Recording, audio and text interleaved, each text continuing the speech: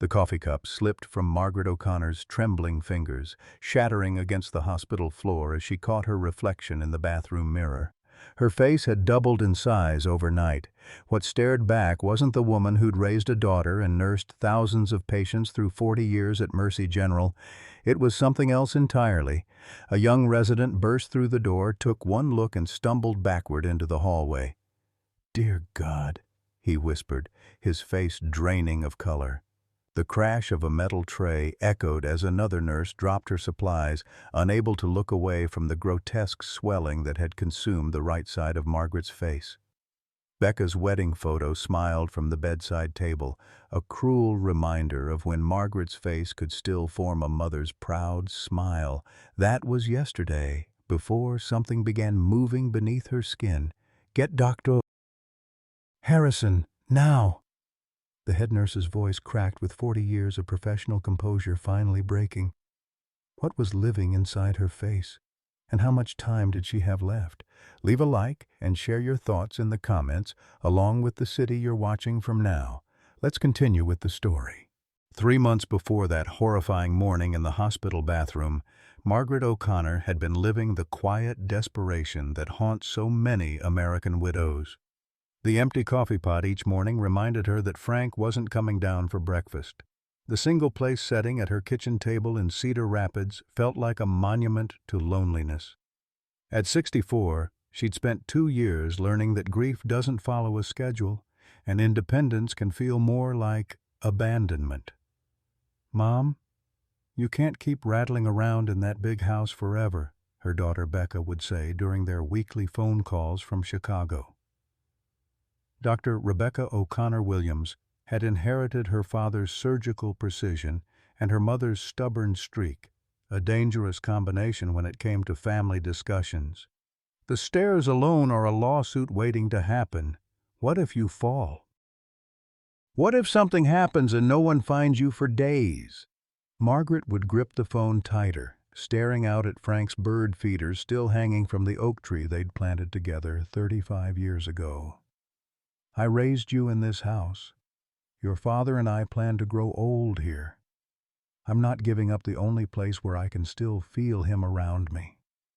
These conversations always ended the same way, with Becca's exasperated sigh and Margaret's defensive silence. The truth neither woman would admit was that they were both terrified. Becca feared losing her mother the way she'd lost her father, watching strong people crumble before her eyes. Margaret feared becoming the burden she'd sworn never to be, the aging parent who steals her child's future, one crisis at a time. Margaret had built her identity around caring for others. 40 years as a registered nurse at Mercy General Hospital had taught her to push through exhaustion, to comfort the dying, to hold families together when medical science reached its limits. She'd been the rock everyone leaned on, until Frank's cancer taught her the cruel difference between healing others and helplessness when it came to the person you love most. Now, living on a fixed income with Medicare that seemed designed to deny more claims than it approved, Margaret faced the reality most American seniors know too well. One medical crisis could destroy everything she'd worked for. The house Frank had paid off with 40 years of insurance adjustments was her only real asset. Selling it would mean admitting defeat, but keeping it might mean choosing between medications and groceries. Her small circle of friends had grown smaller as health problems and family obligations pulled people away.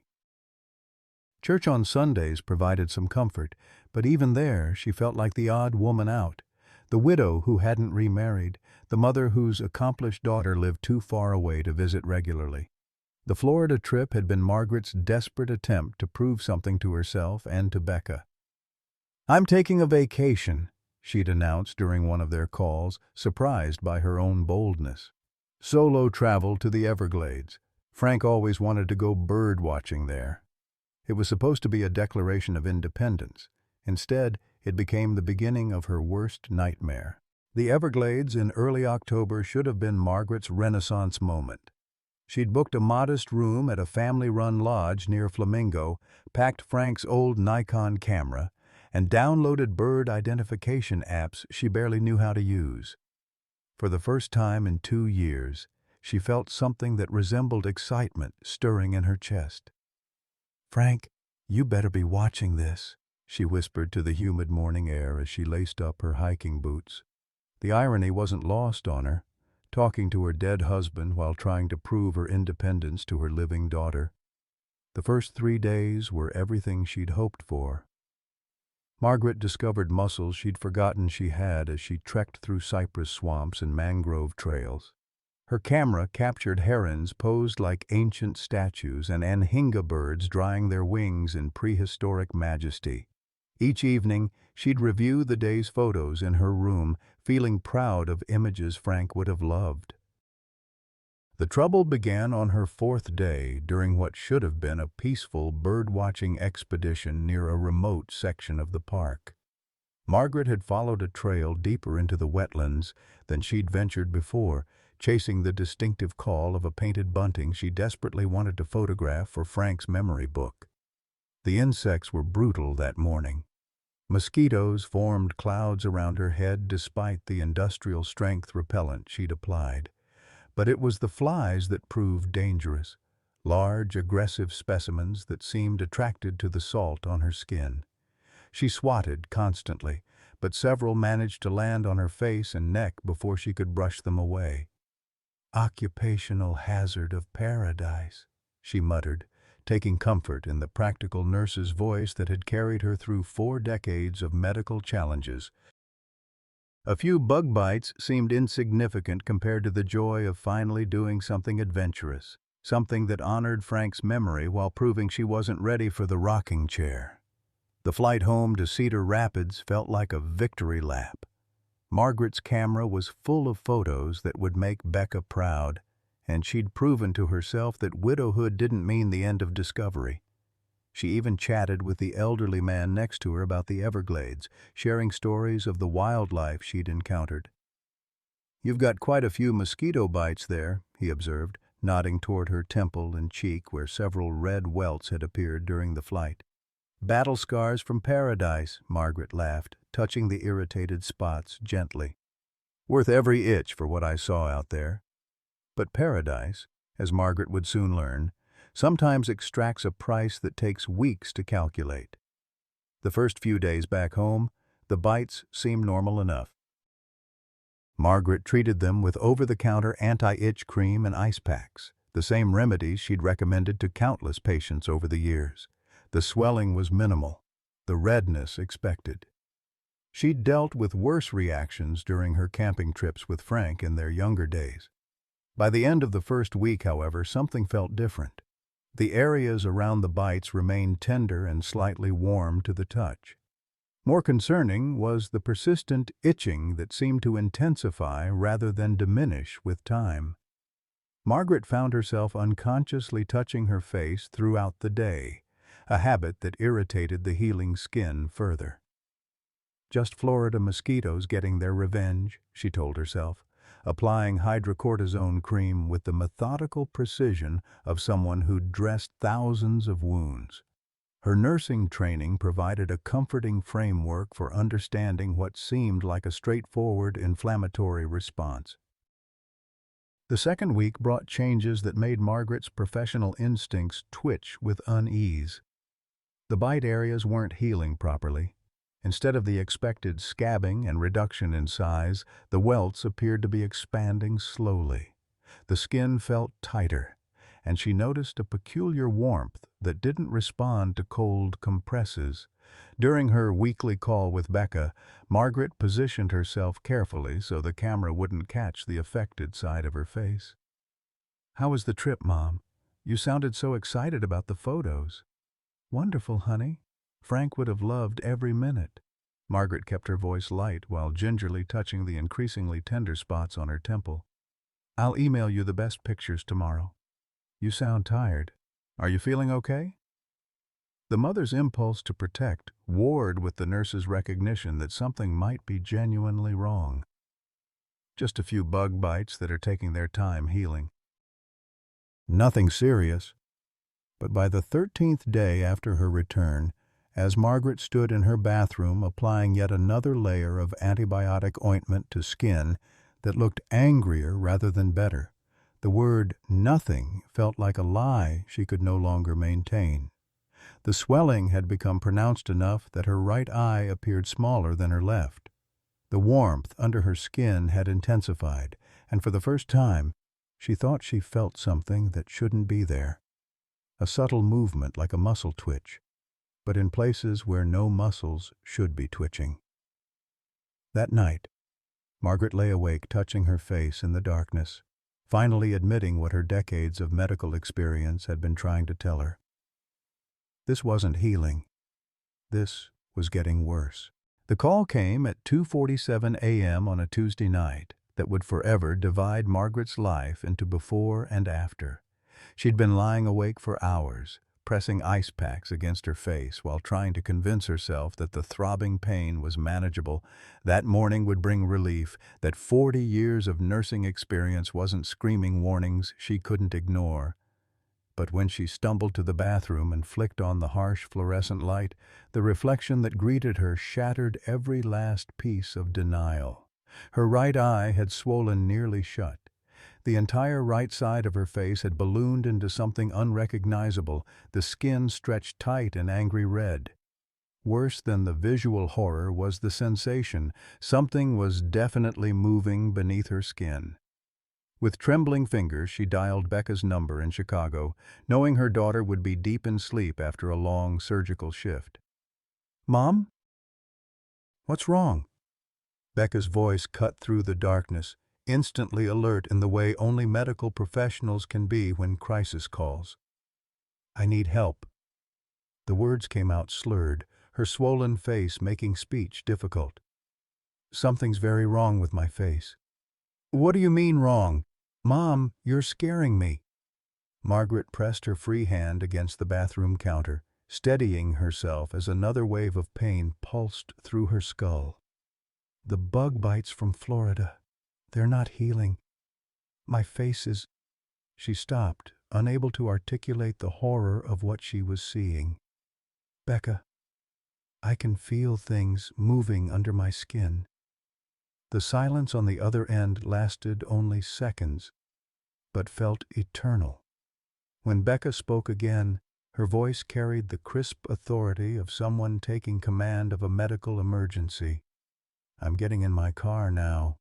Do not hang up this phone. Are you having trouble breathing? Any chest pain? Difficulty swallowing?" "No, just my face." "But Becca, it's bad." "Really bad." "Mom, listen to me carefully. We're going to Mercy General Emergency Room. I know you don't want to be seen by your old colleagues like this, but we need help now. Can you drive?" Margaret looked at her reflection again, and knew driving was impossible. Her depth perception was compromised, her coordination affected by whatever was happening to her nervous system. "I don't think so." "Call 911. Tell them you need an ambulance for a possible parasitic infection. Use those exact words, parasitic infection. It'll get their attention." The next 2 hours blurred together in a haze of sirens, concerned paramedics, and the humiliating journey through Mercy General's emergency entrance where she'd once commanded respect as a senior nurse. Now she was wheeled past colleagues who did double takes, their professional composure cracking as they recognized the grotesquely swollen woman as Margaret O'Connor. "Jesus, Maggie, what happened to you, doctor?"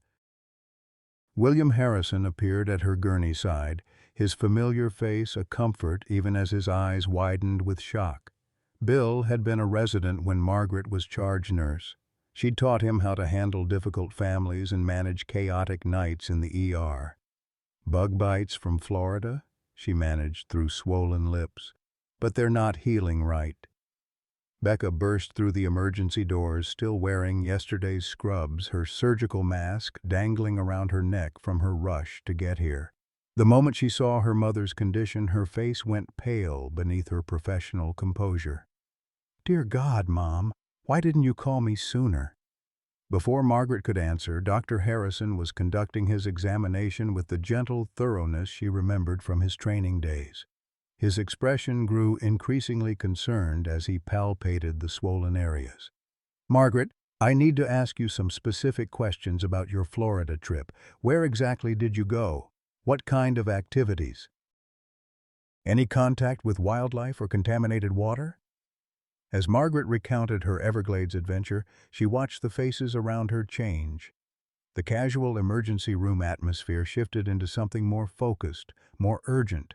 Nurses she'd worked with for decades gathered at a respectful distance, their curiosity barely masked by professional concern. Dr. Harrison, one of the younger nurses, approached hesitantly. "Should we call infectious disease? This presentation is unusual." The word unusual hung in the air like a diagnosis Margaret didn't want to hear. In 40 years of nursing, she'd learned that unusual was medical speak for, "We don't know what the hell this is." And that terrifies us. "Let's get some imaging first," Dr. Harrison decided. "Margaret, we're going to do an ultrasound of the affected area. It'll help us see what's happening beneath the skin." The ultrasound room felt sterile and cold as Margaret lay on the examination table, trying not to think about all the time she'd comforted patients in this exact position. The technician, a young woman named Sarah, whom Margaret had helped train years ago, worked with professional efficiency while stealing glances at her former mentor's transformed face. "Just relax, Mrs. O'Connor," Sarah murmured, applying gel to the ultrasound probe. "This might feel a little cold." The probe touched Margaret's swollen cheek, and the monitor flickered to life with grainy black and white images. At first, Margaret couldn't make sense of what she was seeing, dark spaces and light areas that looked like abstract art. But then Sarah's hand froze on the probe, her face draining of color. "Dr. Harrison needs to see this immediately," Sarah whispered, her voice barely audible. Within minutes, the ultrasound room filled with medical personnel. "Doctor." Harrison studied the screen with growing alarm while Becca positioned herself where she could see the images clearly. Margaret watched her daughter's face transform from concern to professional shock to something that looked like horror. "What is it?" Margaret demanded, her nurse's training overriding her patient's fear. "What are you seeing?" Dr. Harrison turned to face her, his expression carefully controlled. "Margaret, there appear to be multiple foreign objects beneath your skin. Living objects. They're moving." The room fell silent except for the steady beep of monitors and Margaret's own ragged breathing. 40 years of medical experience couldn't prepare her for being on the receiving end of words that would change everything. "Living objects?" she repeated, her voice barely a whisper.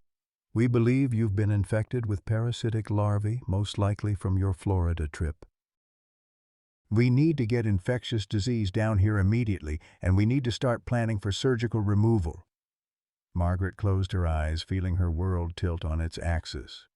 Somewhere in the Everglades, during her triumphant declaration of independence, something had made her its home. Now she faced a nightmare that would test everything she thought she knew about strength, dignity, and survival. The transformation from respected colleague to medical curiosity happened with brutal swiftness. Within hours of Dr. Harrison's diagnosis, Margaret found herself at the center of a storm that would reshape not only her face, but her understanding of human nature itself. Dr. Patricia Chen arrived from the University Medical Center like a general taking command of a battlefield. The infectious disease specialist was younger than Margaret had expected, with steel-rimmed glasses and an intensity that reminded her of Becca during residency. Dr. Chen examined Margaret with clinical detachment, her gloved hands probing the swollen tissue while she dictated observations into a digital recorder.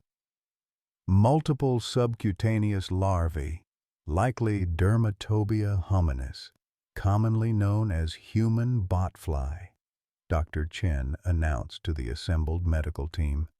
"This is an extremely rare presentation in the continental United States. Mrs. O'Connor, you may have the most extensive case we've seen north of Central America.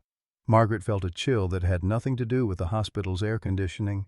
Most extensive case sounded ominous, like being told you'd won a lottery no one wanted to enter. What does that mean for treatment? Becca asked, her surgical training helping her cut through the medical jargon to practical concerns. It means we're in uncharted territory, Dr. Chen replied honestly. Standard protocol involves surgical extraction, but the number and distribution of larvae makes this exceptionally complex. We'll need a multidisciplinary approach. As the medical team dispersed to make arrangements, Margaret caught snippets of hushed conversations that chilled her more than any diagnosis. Never seen anything like it. Could be a landmark case. Medical journals will want this. She was becoming a specimen, a fascinating puzzle rather than a person in crisis. The next 48 hours blurred into a series of consultations, imaging studies, and planning sessions that Margaret observed from the surreal position of being both patient and former medical professional. Her nursing background helped her understand the technical discussions, but it also made her acutely aware of how quickly she'd been reduced from human being to interesting pathology. The financial reality struck during a meeting with hospital administration that Margaret hadn't requested and didn't want. Mr. David Carlson, the hospital's chief financial officer, appeared at her bedside with a tablet full of forms and a smile that never reached his eyes. "Mrs. O'Connor, we need to discuss your insurance coverage for the upcoming procedures," he began, his tone suggesting this was routine business rather than a conversation about her life. "Your Medicare coverage has some limitations for experimental treatments." "Experimental?" Margaret's voice cracked. "I thought you said this was standard protocol." Carlson's smile tightened. "Standard for tropical medicine centers, perhaps. But given the complexity of your case, some aspects of the treatment plan fall into categories that require pre-authorization." Becca stepped forward, her surgical residency having taught her to recognize administrative doublespeak. "What exactly are you saying? That my mother's treatment depends on insurance approval?" "I'm saying we want to ensure all financial considerations are addressed up front," Carlson replied smoothly. "Mrs. O'Connor's case will likely involve multiple specialists, extended OR time, potential complications. We're looking at costs that could exceed $200,000. The number hit Margaret like a physical blow. $200,000, more than she'd made in 5 years of nursing, more than her house was worth. Her entire life savings couldn't cover a fraction of that amount. "We'll figure out the money," Becca said firmly. But Margaret caught the uncertainty in her daughter's voice. Even with Becca's surgeon salary, that kind of debt could destroy both their futures. As Carlson left with his forms and veiled threats, Margaret felt the walls of her world closing in. The parasites under her skin were just the beginning of her nightmare. The real horror was discovering that her medical crisis had turned her into a commodity, her suffering measured in billable hours and insurance reimbursements. The media attention began as a whisper and grew into a roar. Someone, Margaret never discovered who, had leaked details of her case to local news outlets. By the third day of her hospitalization, camera crews gathered in the hospital parking lot hoping for footage of the bug lady who'd become the subject of fascinated horror across social media. "Woman infected with tropical parasites in Iowa hospital," read the headline on the local news website. The story, mercifully anonymous, described her condition with the sensational language of a horror movie rather than a medical report. Comment sections filled with speculation, jokes, and the kind of cruel humor that people felt free to express about strangers suffering. Margaret's room became a fishbowl.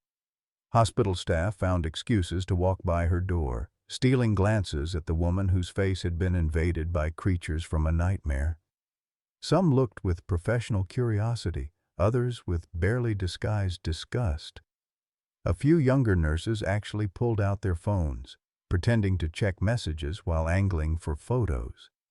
"This has to stop," Becca told Dr. Harrison during one of their planning meetings.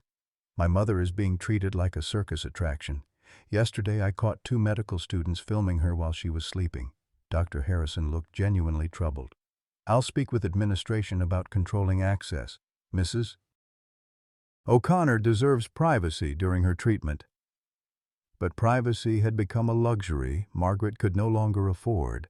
Her case was too rare, too medically significant, too potentially profitable for the hospital's research department. She'd become what every patient fears becoming, a teaching moment rather than a person. The surgical planning sessions revealed the true complexity of Margaret's situation. Dr. Robert Sterling, the plastic surgeon who'd been called in to assess potential reconstruction needs, studied her scans with the focused intensity of someone solving a 3-dimensional puzzle. "The larvae have migrated along fascial planes," he explained to the assembled team. "Some are superficial and easily accessible, but others have burrowed deeper, particularly near the facial nerve branches. Any attempt at extraction risks permanent facial paralysis." Margaret absorbed this information with the clinical detachment she'd developed during Frank's cancer treatment. Facial paralysis meant the end of normal expression, possibly difficulty speaking and eating. It meant looking in the mirror every day and seeing the aftermath of creatures that had made her face their home. "What are my options?" she asked, her voice steady despite the tremor in her hands. "Conservative approach would involve treating the accessible larvae and monitoring the deeper ones," Dr. Sterling replied. "But given the progression we've observed, waiting isn't really an option. The longer they remain, the more tissue damage occurs." "And the aggressive approach?" "Complete surgical extraction, accepting the risk of nerve damage for the certainty of removing all parasites." He paused, meeting her eyes directly. "Mrs. O'Connor, I won't lie to you. Either approach carries significant risks, but the aggressive approach gives you the best chance of returning to something approaching normal life." Normal life. The phrase hung in the air like a promise Margaret wasn't sure she believed anymore. Normal had ended in a Florida swamp 2 weeks ago. Everything since then had been a descent into a medical nightmare she couldn't have imagined. The emotional toll was perhaps harder to bear than the physical reality. Margaret found herself grieving not just for her changed appearance, but for her lost identity. She'd been Margaret O'Connor, respected nurse, capable widow, independent woman. Now she was the bug lady, the medical anomaly, the patient whose case would be discussed in medical conferences for years to come. Nights were the worst. Alone in her hospital room with only the steady beep of monitors for company, Margaret felt the full weight of her isolation. Frank was gone. Becca had her own life to protect. Friends from church sent flowers and cards but seemed afraid to visit, as if her condition might be contagious. The community that had once embraced her now seemed to view her with a mixture of pity and revulsion. Sleep brought no relief. When Margaret closed her eyes, she felt phantom sensations of movement under her skin, the memory of creatures that had made her body their nursery. She'd wake in cold sweats, touching her face compulsively, checking for new signs of invasion. The psychological evaluation came on day 4, a requirement Dr. Chen insisted upon before proceeding with surgery. Dr. Jennifer Walsh, the hospital's psychiatrist, sat beside Margaret's bed with the practiced calm of someone accustomed to human suffering. "How are you coping with your diagnosis, Mrs. O'Connor?" Margaret almost laughed at the question. How does anyone cope with discovering they're hosting parasites? That their face has become a nursery for creatures from a horror movie? It's natural to feel violated, to experience this as a loss of bodily autonomy, Dr. Walsh said gently. Many patients with parasitic infections describe similar feelings. "How many patients like me have you treated?" Margaret asked. Dr. Walsh hesitated. "You're my first case of this severity in North America, but I've consulted with colleagues who work in tropical medicine." Another reminder that Margaret had drawn the medical equivalent of a losing lottery ticket. She was breaking new ground in the worst possible way. The pre-surgical conference brought together every specialist involved in her case. Margaret insisted on attending, refusing to let others make decisions about her body without her input. Sitting in the hospital's small conference room, surrounded by medical professionals discussing her face like a complex engineering problem, she felt the full weight of what her life had become. "Timeline is critical," Dr. Chen emphasized. "The larvae continue to develop, and delayed treatment increases complications exponentially. We need to schedule surgery within the next 48 hours. Dr. Sterling nodded agreement. "The longer we wait, the more tissue we'll have to sacrifice to ensure complete removal." Margaret listened to them discuss sacrifice and timelines, risks and benefits, as if her face were a building marked for demolition rather than the feature that had smiled at her daughter's first steps, kissed her husband goodbye every morning for 35 years, and comforted countless patients through their darkest hours. "I want to assist in the surgery," Becca announced suddenly, her voice cutting through the technical discussion. The room fell silent. Dr. Sterling frowned. "Dr. Williams, while I appreciate your surgical skills, operating on family members violates standard protocols." "My mother's case is already beyond standard protocols," Becca replied firmly. "I know her medical history better than anyone in this room. I've assisted in complex facial reconstructions during my residency, and frankly, I don't trust anyone else to care about the outcome as much as I do." Margaret felt a surge of emotion that surprised her with its intensity. Throughout this nightmare, she'd worried about being a burden to Becca, about dragging her accomplished daughter into her medical crisis, but hearing Becca fight for the right to be involved, to literally have a hand in her healing, reminded Margaret that some bonds transcend professional boundaries. As the meeting concluded with plans for surgery in 36 hours, Margaret realized she was about to cross another threshold. The woman who emerged from that operating room, if she emerged at all, would be different from the one who'd taken that fateful trip to Florida. The question was whether she'd still recognize herself, and whether the people she loved would still recognize her. The morning of surgery arrived with the cruel brightness of a day that should have been ordinary. Margaret woke before dawn in her hospital bed, watching the first rays of sunlight creep across the institutional beige walls that had become her world. In 6 hours, surgeons would begin cutting into her face, hunting for creatures that had made her flesh their home. The irony wasn't lost on her. The woman who'd spent 40 years healing others was about to become the patient in the most complex medical procedure Mercy General had attempted in years. Dr. Sterling arrived for his pre-operative consultation carrying coffee and an expression of focused determination that reminded Margaret of Becca before difficult surgeries. "How are you feeling this morning, Mrs. O'Connor?"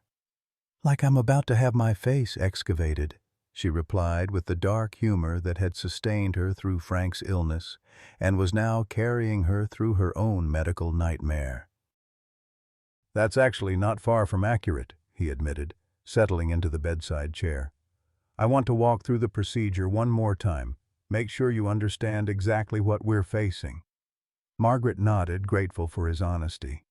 Too many doctors had spoken around her condition rather than to her about it, forgetting that decades of nursing had given her fluency in medical reality. "We've identified 17 distinct larvae based on the latest imaging," Dr. Sterling continued, pulling up the scan images on his tablet. 9 are superficial and should be relatively straightforward to extract. 5 are deeper but accessible with careful dissection. The remaining 3, he paused, pointing to areas near her eye and the corner of her mouth. "These are the problem cases. They're positioned along major nerve pathways. Meaning extraction could result in permanent facial paralysis on the right side. You might lose the ability to smile, to close your right eye properly. possibly some speech difficulties. His voice carried the weight of delivering news no surgeon wanted to give. But leaving them isn't an option either. They'll continue to cause tissue destruction and could migrate to even more dangerous locations. Margaret studied the scan images, seeing her face reduced to anatomical landmarks and parasitic invasion routes. What would you do, Dr. Sterling, if this were your wife, your mother? He considered the question with the gravity it deserved. I'd want the aggressive approach, complete extraction, accepting the risks. Living with partial facial paralysis is difficult, but it's living. The alternative. He didn't need to finish the sentence. Becca arrived an hour later, already dressed in surgical scrubs despite the early morning hour.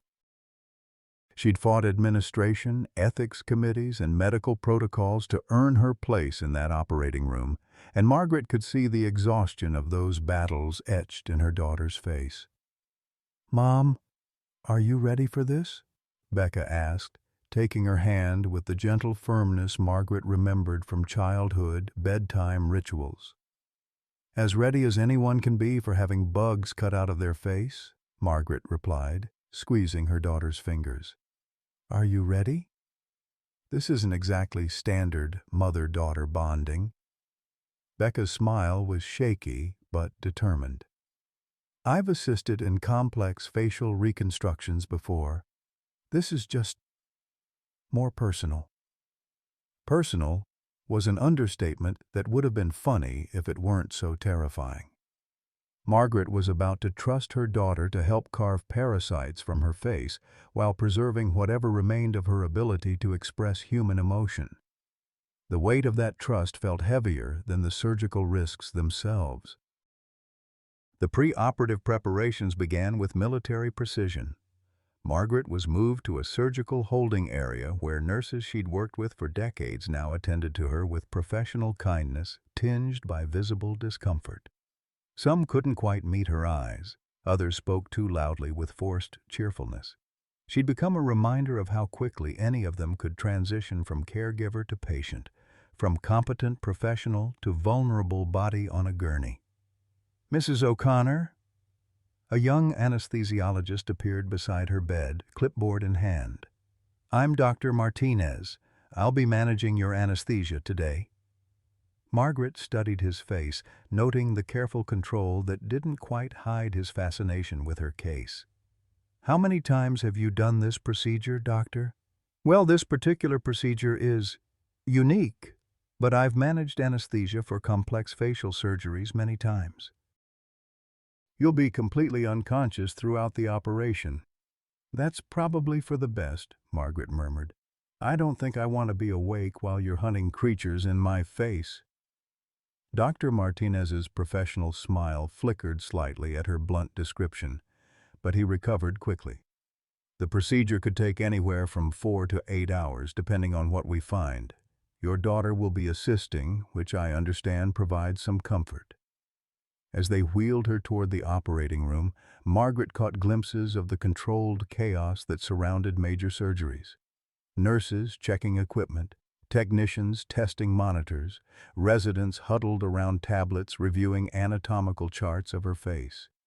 She'd seen this dance thousands of times from the other side, but experiencing it as the patient felt like watching a play performed in a foreign language. The operating room was blazing with surgical lights that turned everything into stark relief. Margaret recognized the familiar ritual of surgical preparation, the methodical arrangement of instruments, the careful positioning of equipment, the final checks that would determine whether she emerged from this room recognizable to herself and others. "Margaret, we're going to begin anesthesia now," Dr. Martinez said, adjusting something in her IV line. "Count backward from 10 for me." 10, 9. Margaret's voice grew distant to her own ears as the medication began its work. Her last coherent thought was wondering if the face that woke up would still be capable of the expressions that had defined her life, the smile that had comforted patients, the stern look that had disciplined Becca as a teenager, the soft expression of love she'd shared with Frank every morning for 35 years. The surgical team worked with focused intensity once Margaret was unconscious. Doctor Sterling positioned himself at the head of the table while Becca took her place as first assistant, her hands steady despite the emotional weight of operating on her mother's face. Dr. Chen observed from a position where she could document the extraction of each parasite for the medical literature that would inevitably follow. Beginning with the superficial larvae, Dr. Sterling announced, making the first careful incision along Margaret's temple. Dr. Williams, retraction please. Becca positioned the retractors with surgical precision, exposing the subcutaneous tissue where the first parasites had made their home. What they found beneath Margaret's skin was worse than the imaging had suggested. The larvae hadn't simply burrowed randomly. They'd created an interconnected network of tunnels throughout the facial tissue, like an alien infrastructure built in living flesh. "Jesus," Dr. Sterling breathed, his professional composure slipping momentarily. "I've never seen organization like this." The first extraction went smoothly, a plump, cream-colored larva about the size of a small bean that had nestled near Margaret's cheekbone. Dr. Chen photographed and preserved the specimen in a labeled container while Dr. Sterling moved to the next target. As they progressed through the superficial cases, the surgical team fell into the rhythm that characterizes complex procedures.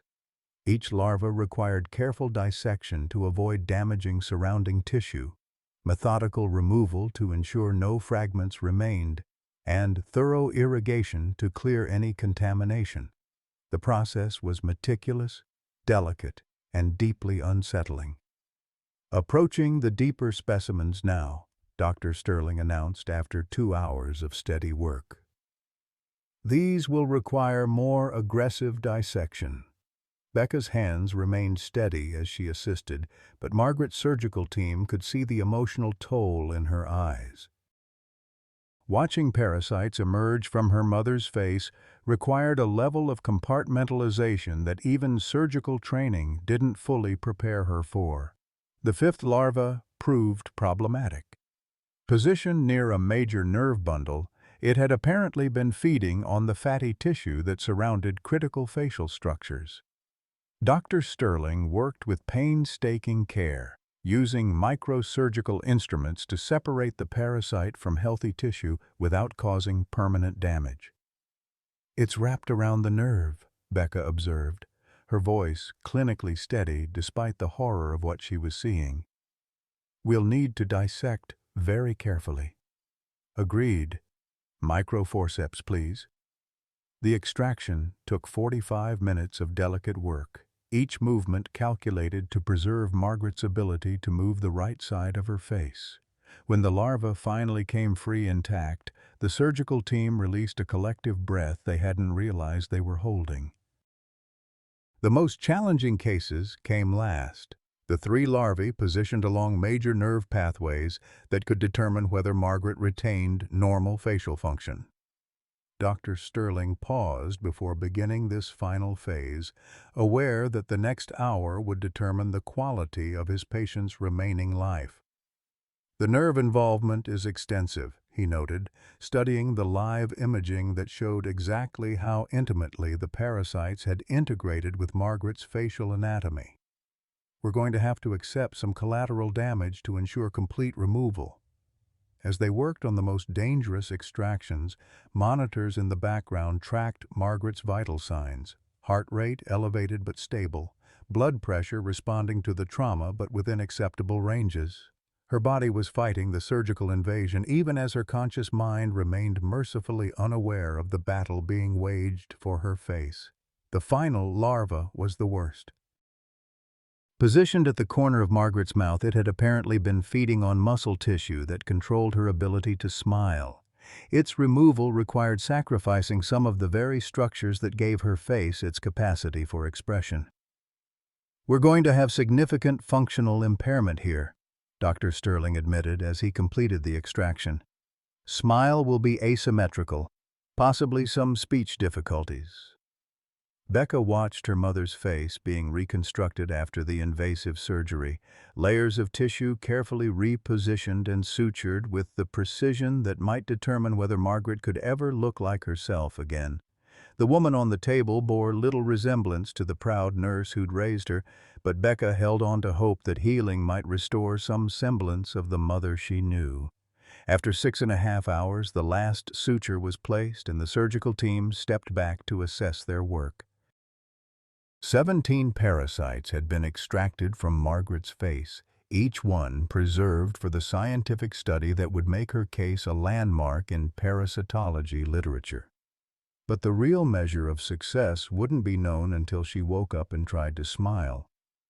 "Surgery completed successfully," Dr. Sterling announced to the room. "All visible parasites removed, tissue damage repaired as much as possible. Now we wait to see how she heals." As they prepared to move Margaret to recovery, Becca remained by her mother's side, studying the bandaged face that had been rebuilt from the inside out. The woman who'd taught her strength, resilience, and compassion now lay vulnerable and changed, her face bearing the scars of an ordeal that would become part of medical history. The surgery was over, but Margaret's real battle was just beginning. When she woke up, she'd have to learn to live with a face that might never again express the full range of human emotion. For a woman whose life had been built on caring for others, the loss of her ability to smile naturally would be almost as devastating as the parasites themselves. Margaret woke to a world filtered through gauze and morphine, her face wrapped in bandages that felt like a burial shroud for the woman she used to be. The recovery room's fluorescent lights stabbed at her consciousness as fragments of awareness slowly reassembled themselves into the devastating reality of what had happened to her. "Mom, can you hear me?" Becca's voice came from somewhere beyond the haze of anesthesia and pain medication. The surgery went well. Dr. Sterling got all of them. Margaret tried to speak, but her mouth felt foreign, the muscles unresponsive. When she attempted to smile at her daughter's relief, only the left side of her face moved. The right side remained still as stone, a dead weight that would become her constant reminder of the creatures that had stolen her ability to express joy. "The facial nerve damage is significant, Dr. Sterling explained during his post-operative visit, his tone carrying the careful neutrality doctors use when delivering life-altering news. "We had to sacrifice some muscle function to ensure complete parasite removal. Physical therapy will help, but you'll likely have permanent asymmetry." Margaret nodded, the movement sending shock waves of pain through her reconstructed face. Permanent asymmetry. Medical speak for never looking like herself again. She'd spent 40 years helping patients process similar diagnoses, but nothing had prepared her for the existential vertigo of losing her own facial identity.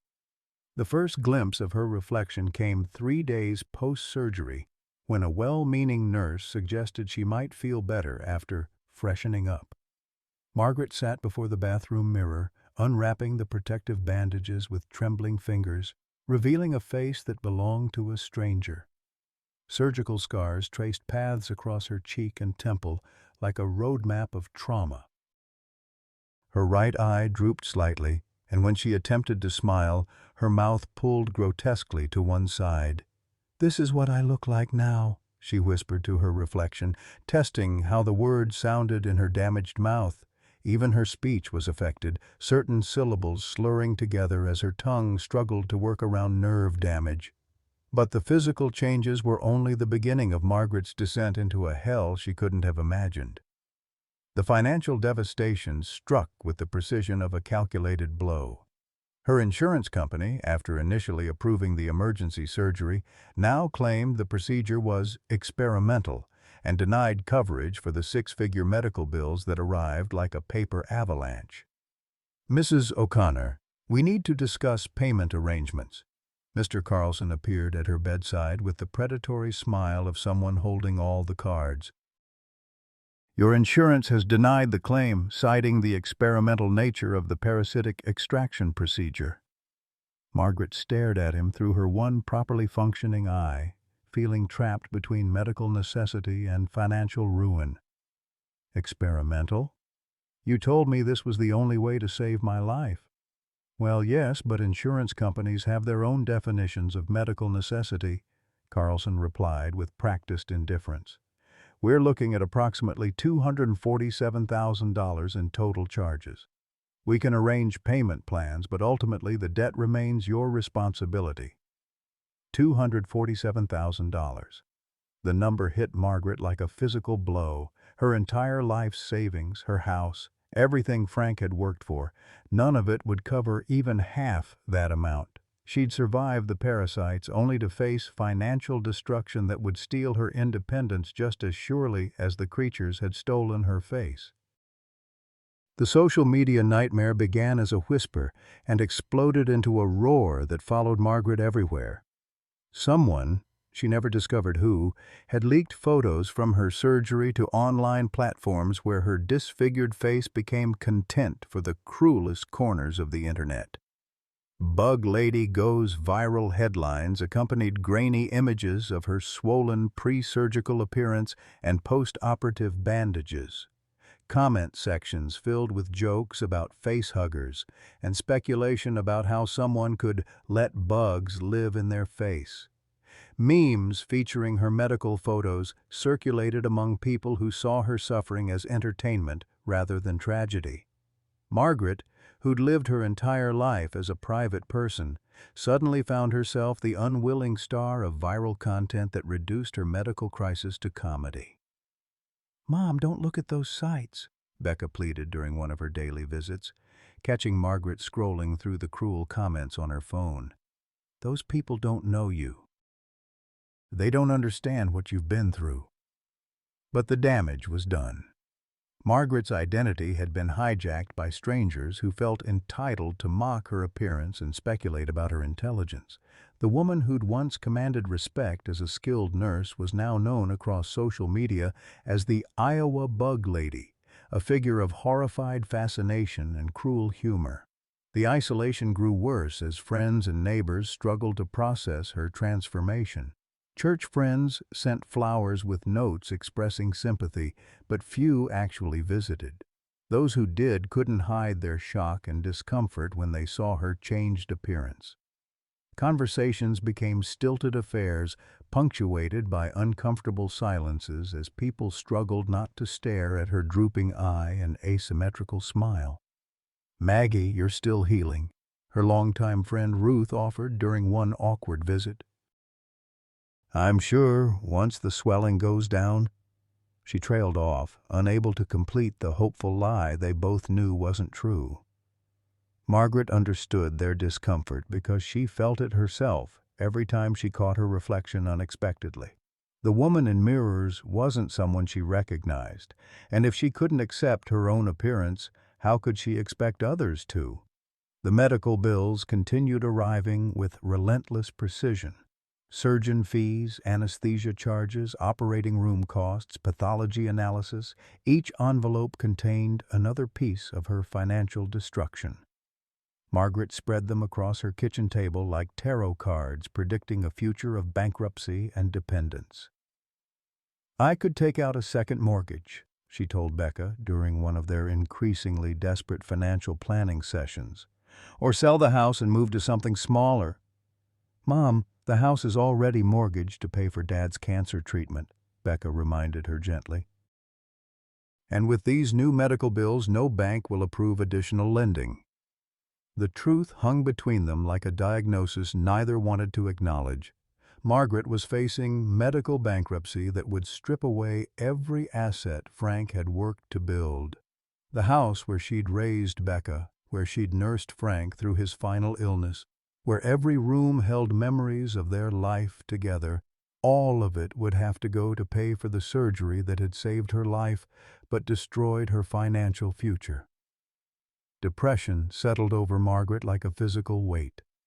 She stopped answering phone calls from concerned friends, stopped opening mail that might contain more bills, stopped looking in mirrors unless absolutely necessary. The woman who'd built her identity around caring for others now couldn't summon the energy to care for herself. "I'm more valuable dead than alive," she confided to Becca during one particularly dark conversation. "Life insurance would cover your future. These medical bills will destroy both of us." Becca's face went pale at her mother's words. "Don't you dare talk like that. We'll figure out the money. There are programs, assistance funds, ways to fight the insurance denial." But Margaret had spent enough years in healthcare to know how rarely those systems actually helped people like her. Medical bankruptcy was as common as surgical infection, and just as devastating. The American healthcare system that had provided her career was now systematically destroying everything she'd worked to build. The nights were the worst. Alone in her house with only her fears for company, Margaret lay awake calculating and recalculating debts that couldn't be reconciled with her limited income. Social Security and her small nursing pension might cover basic living expenses, but they couldn't touch the mountain of medical debt that grew larger with each late fee and interest charge. She began having conversations with Frank's memory, apologizing for losing everything they'd built together. "I'm sorry, honey," she whispered to his photograph beside their bed. 40 years of marriage, and I'm going to lose the house in 40 days. The foreclosure notice arrived on a Tuesday morning that had started with false hope. Margaret had woken feeling marginally better, had managed to eat breakfast without spilling, had even attempted some of the facial exercises the physical therapist had taught her. Then the certified mail delivery shattered her fragile optimism with legal language that translated to simple devastation: pay the mortgage or lose the house in 30 days. Margaret sat at her kitchen table, surrounded by the debris of her financial life, and felt something break inside her that went deeper than nerve damage or parasitic invasion. The creatures had taken her face, but the healthcare system was taking her soul. She was losing everything that connected her to the life she'd built, everything that made her feel like Margaret O'Connor rather than just another medical bankruptcy statistic. When Becca arrived for their weekly dinner, she found her mother sitting in Frank's recliner, staring at nothing with the hollow expression of someone who'd given up fighting. "Mom? What's wrong?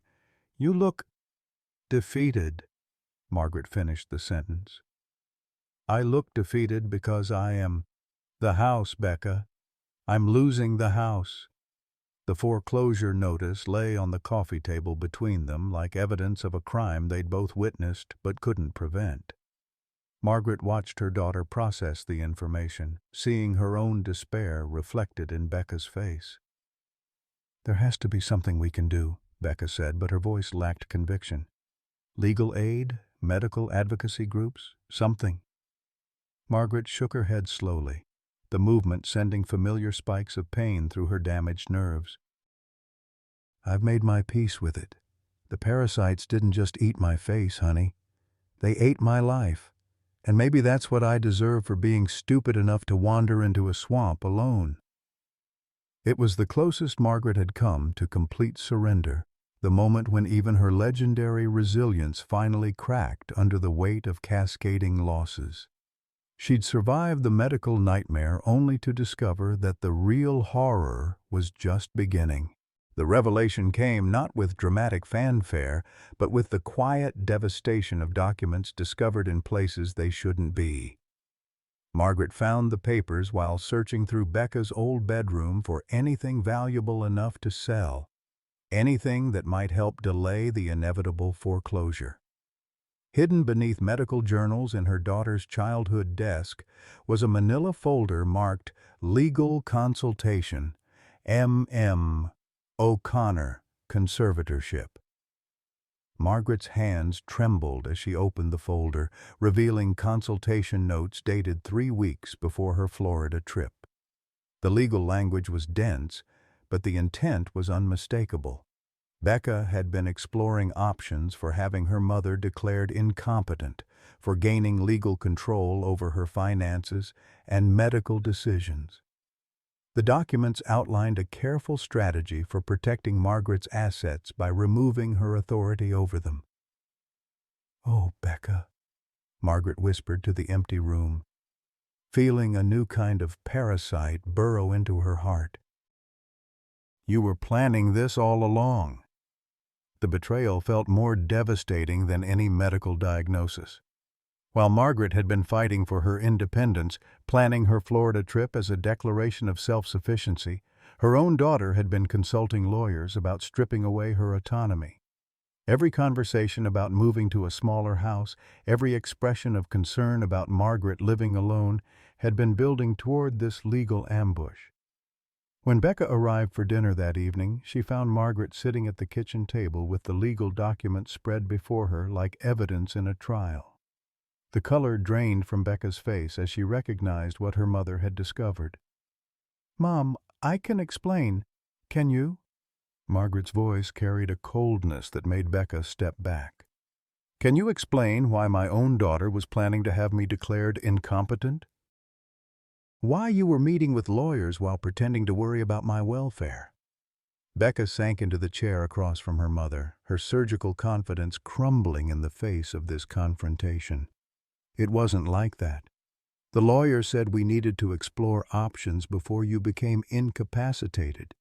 Dad's medical bills wiped out so much. I was trying to protect what was left." "Protect it from whom? From me?" Margaret's damaged face made her anger even more unsettling, the asymmetrical expression creating a mask of fury that looked almost demonic. "I spent 40 years making sound financial decisions, raised you, nursed your father through cancer, and you decided I couldn't be trusted with my own life?" "You were showing signs of memory issues," Becca said defensively, grasping for justification. "Forgetting appointments, repeating stories, that incident where you left the stove on all night. I was scared you were developing dementia." Margaret stared at her daughter, remembering each incident Becca referenced. The forgotten dental appointment had been during the anniversary of Frank's death when grief had made everything else seem unimportant. The repeated stories were her way of keeping Frank's memory alive. The stove incident had happened once during a particularly difficult night when loneliness had made her distracted. "So instead of talking to me about your concerns, you decided to go behind my back to a lawyer," Margaret said. "You were going to take away my rights to make my own decisions." "I was trying to help you." Becca's voice cracked with emotion. "You're so stubborn, so determined to prove you don't need anyone.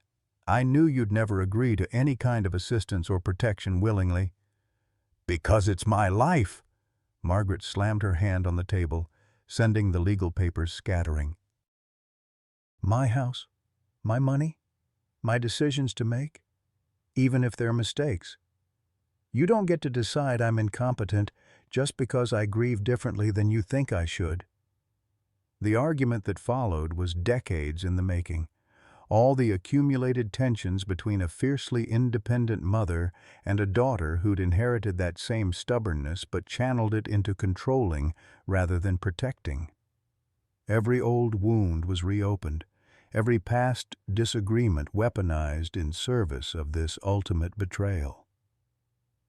"You want to know what's really tragic?" Margaret said finally, her voice dropping to a whisper that somehow carried more impact than shouting. "I was starting to believe that maybe I didn't have to face everything alone. That maybe having family meant having support, not having my autonomy stolen from me. But you've been planning to betray me all along." Becca left that night without the reconciliation either of them desperately needed. Margaret sat alone in her kitchen, surrounded by legal documents that proved her worst fears about aging in America. That independence was always one family meeting away from being stripped away, that love and control had become indistinguishable in the minds of adult children terrified of their parents' vulnerability. The second revelation came 2 days later, delivered by Dr. Chen during what should have been a routine follow-up appointment. Margaret had been dealing with persistent pain and swelling at one of the surgical sites, complications that seemed minor compared to everything else she was facing. "Mrs. O'Connor, I need to discuss something sensitive with you," Dr. Chen began, her professional demeanor carrying unusual tension. "During our investigation of your case, we discovered some irregularities in how your medical information was handled." Margaret looked up from the insurance form she'd been attempting to complete, noting the careful way Dr. Chen was choosing her words. "What kind of irregularities?" "It appears that photos and video footage from your surgery were shared with medical journals and pharmaceutical companies without your explicit consent," Dr. Chen said carefully. "The hospital has been cooperating with our research into tropical parasites, but they may have violated patient privacy protocols in their enthusiasm for your case." The words hit Margaret like a physical blow. Her medical crisis, her most vulnerable moments, had been turned into content for profit without her knowledge or permission. The surgery footage she'd assumed was for medical records had actually been marketed to companies developing anti-parasitic medications and medical publications looking for dramatic case studies. "Are you telling me that my surgery was filmed and sold?" Margaret asked, her voice dangerously quiet. "Not sold exactly, but shared in ways that generated revenue for the hospital's research department," Dr. Chen admitted. "We're still investigating the full extent of the privacy violations, but it appears your case has been worth considerable money to various parties." Margaret felt a familiar sensation of creatures moving beneath her skin, but this time the parasites were institutional rather than biological. Her suffering had been commodified, packaged, and distributed to anyone willing to pay for access to her medical nightmare. The hospital that had saved her life had simultaneously stolen her dignity and profited from her trauma. "How much money are we talking about?" she asked. Dr. Chen hesitated. "Conservative estimates suggest the hospital and its partners have generated over $2 million in research grants, publication fees, and pharmaceutical consulting contracts based on your case." $2 million. While Margaret faced bankruptcy and foreclosure, others had built careers and secured funding using her medical horror as their foundation. The cruel mathematics of American healthcare revealed themselves in stark clarity. Her suffering was worth millions to the medical establishment, but had left her personally destroyed. The legal implications began unfolding over the following weeks as Margaret consulted with medical malpractice attorneys who salivated over the clear violations of patient privacy rights.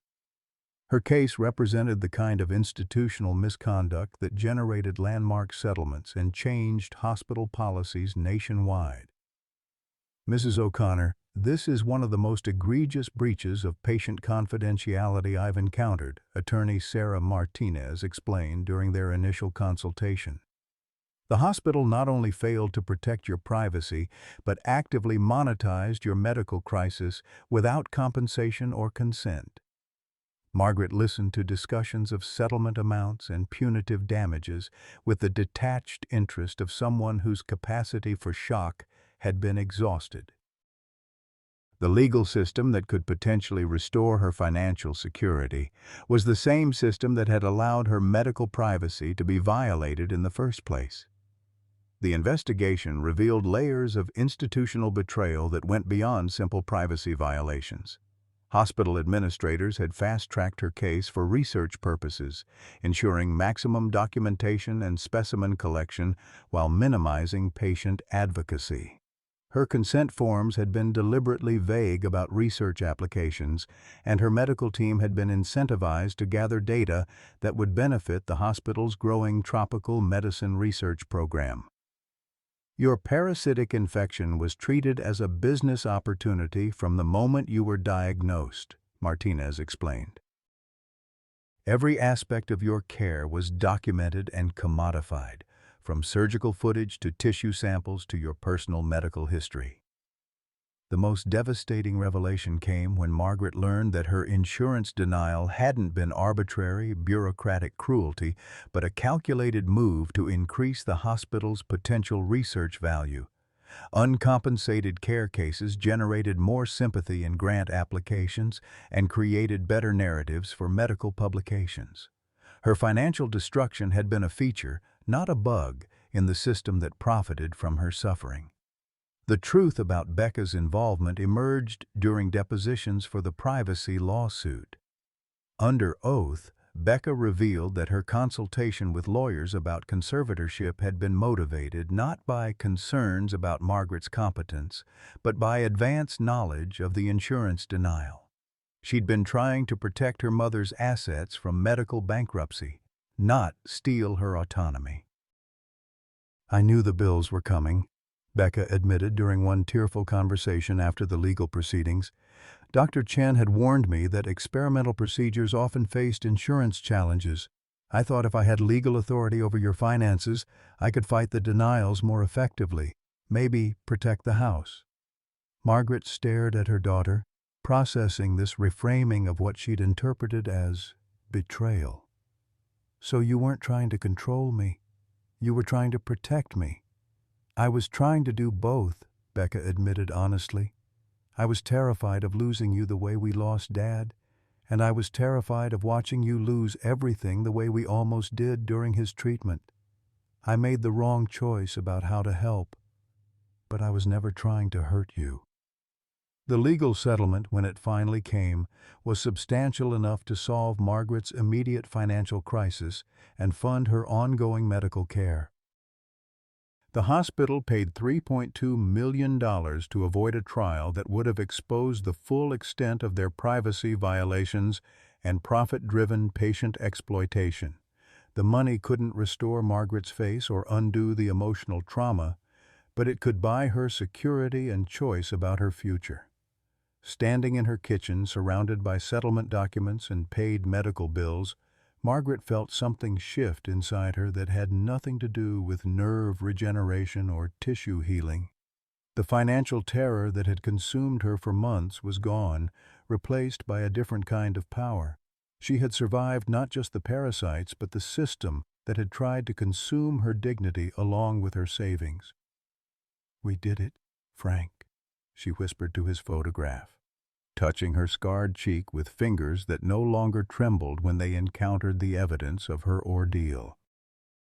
"We survived everything they could throw at us."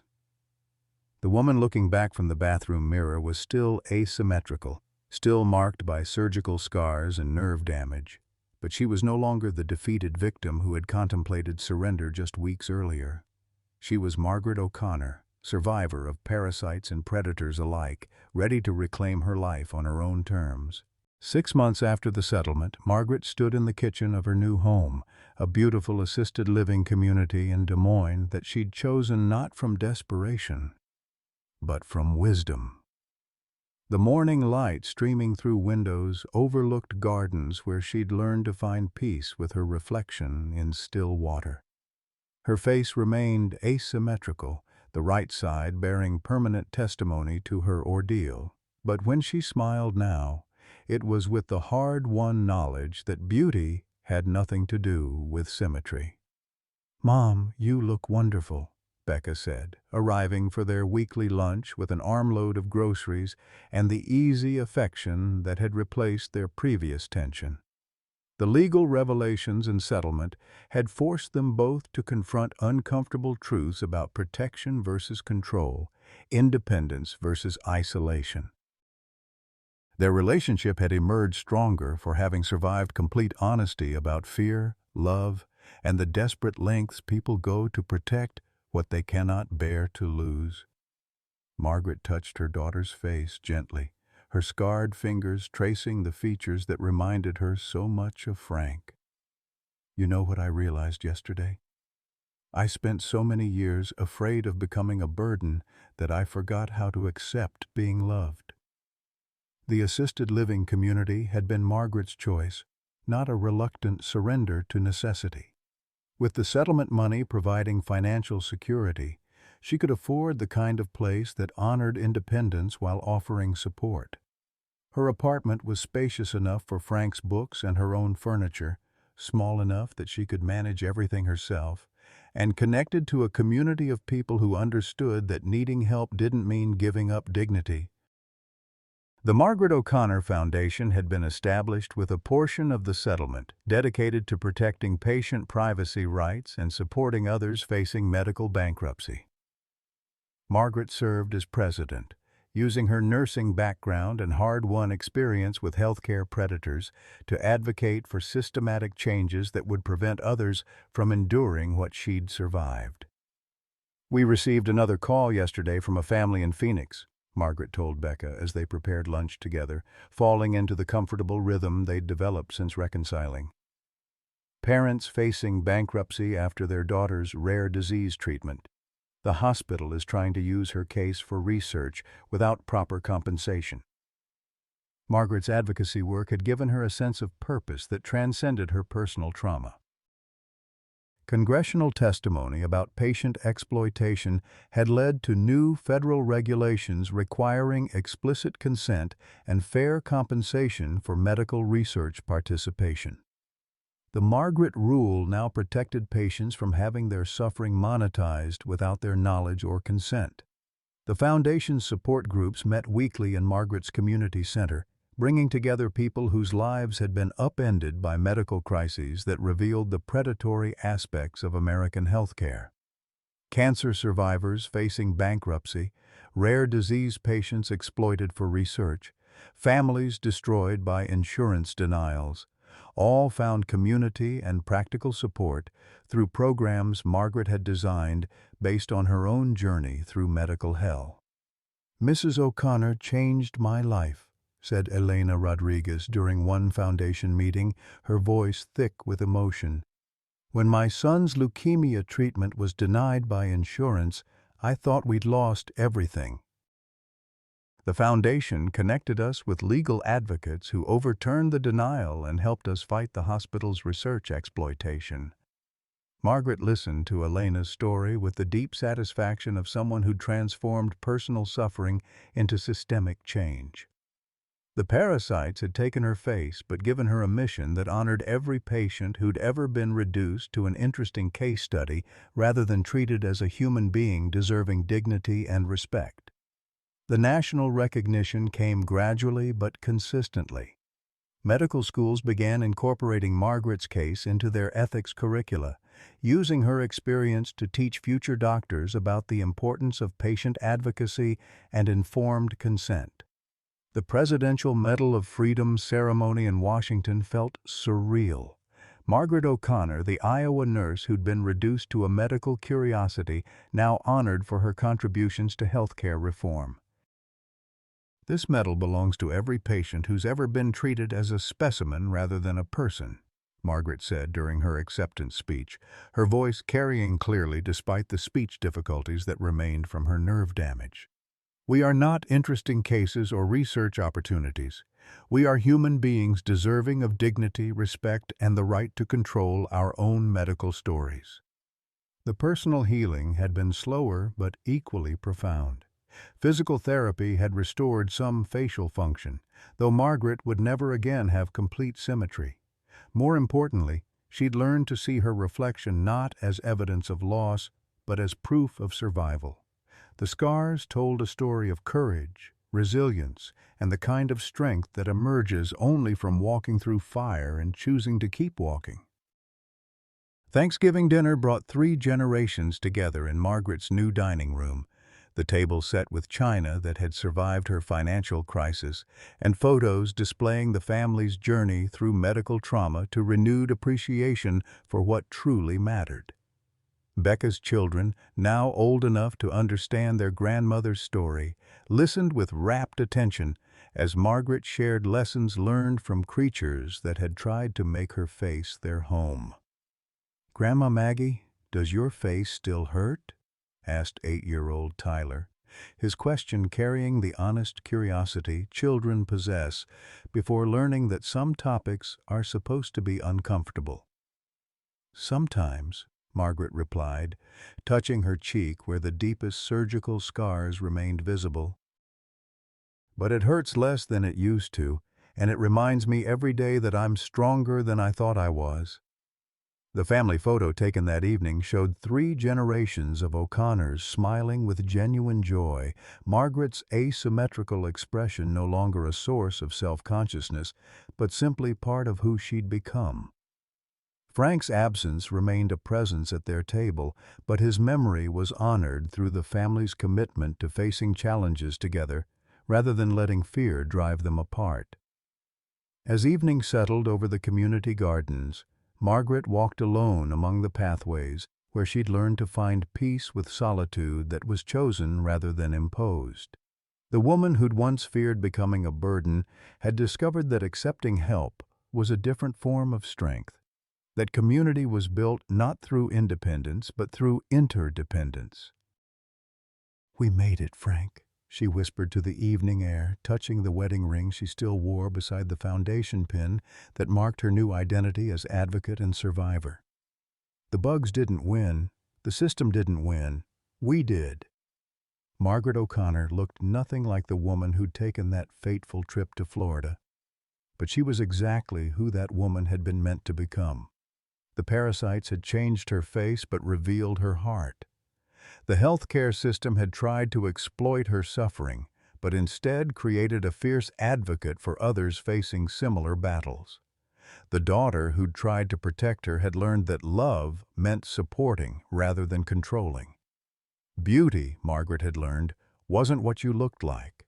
It was who you chose to become when life stripped away everything you thought defined you. And by that measure, she had never been more beautiful. Margaret O'Connor's journey from medical nightmare to triumphant advocate reminds us that our darkest moments often become the foundation for our greatest purpose. At 64, when parasites invaded her face and threatened everything she'd built, Margaret discovered that true strength isn't about avoiding vulnerability. It's about transforming our wounds into wisdom that serves others. Her story speaks to every American senior who fears becoming a burden, losing independence, or facing medical crises that could destroy decades of hard work. Yet Margaret's triumph teaches us that aging doesn't diminish our capacity for reinvention and impact.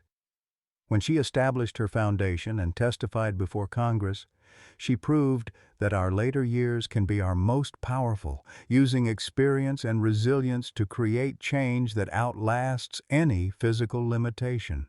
Her scarred face became a symbol not of loss, but of the courage to keep fighting when everything seems hopeless.